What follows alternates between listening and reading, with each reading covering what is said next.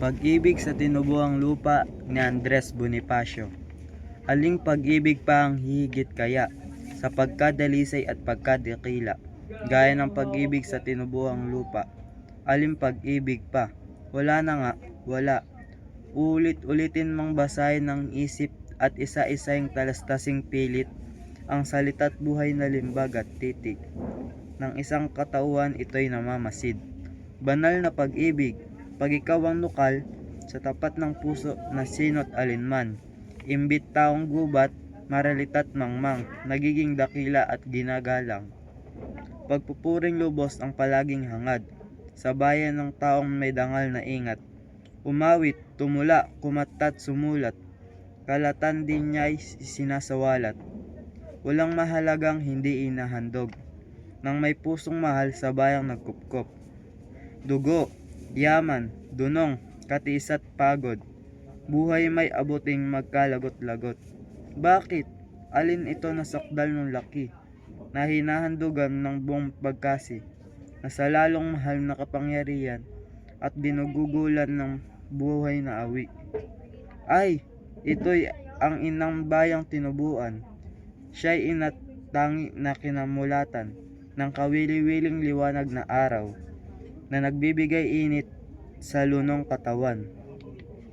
Sa kanya'y utang ang unang pagtanggap, simoy ng hanging magbigay lunas, sa inis ng puso na sisinghap-singhap, sa balong malalim na sipayot hirap.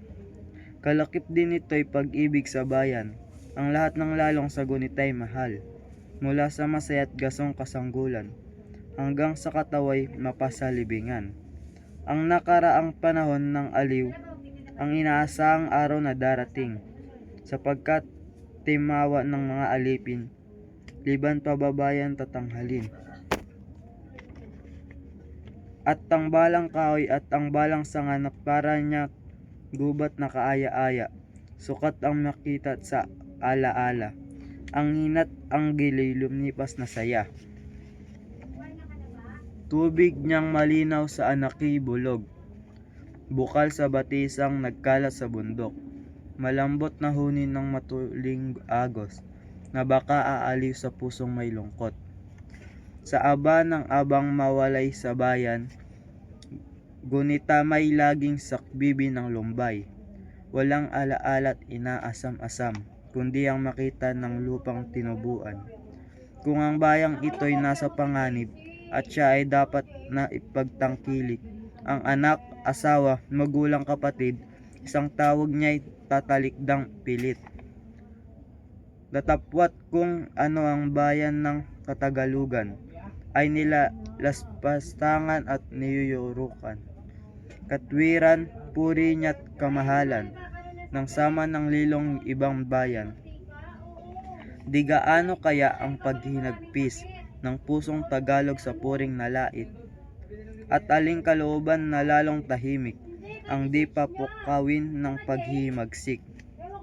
Saan magbubuhat ang paghinayang sa paghihigantit gumugol ng buhay, kung wala ring iba nakasasadlakan kundi ang lugami sa akalipyunan?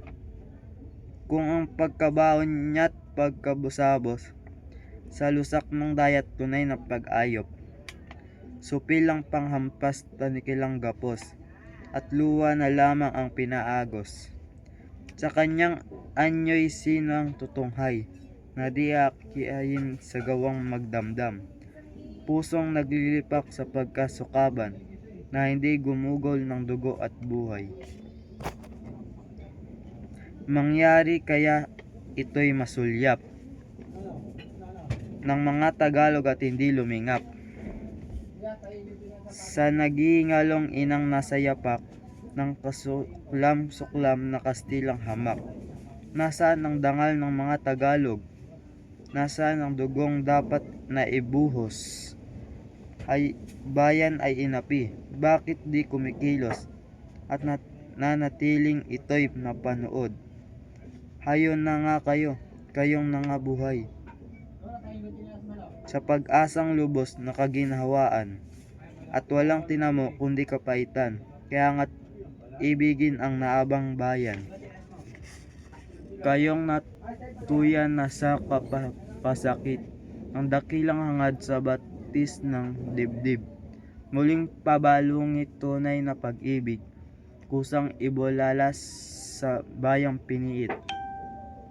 Kayong nalagasan ng bunga't bulaklak, kahoy nyaring buhay na nilantat sukat, ng bala-balakit makapal na hirap, muling manariwat sa bayay lumiyag.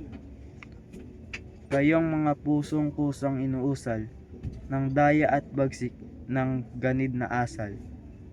Ngayon ay magbangot bayan itanghal, gawin sa kuko ng mga sukaban. Kayong mga dukhang walang tanging sikap, kundi ang mabuhay na dalita't hirap. Ampunin ng bayan kung nasa ay lupa, sapagkat ang ginhawa niya ay sa lahat. Ipahandog-handog ang buong pag-ibig, hanggang sa mga dugoy ubusang itangis. Kung sa pagtatanggol buhay ay mapatid, ito'y kapalaran at tunay na langit. Pag-ibig sa Tinubuang Lupa ni Andres Bonifacio.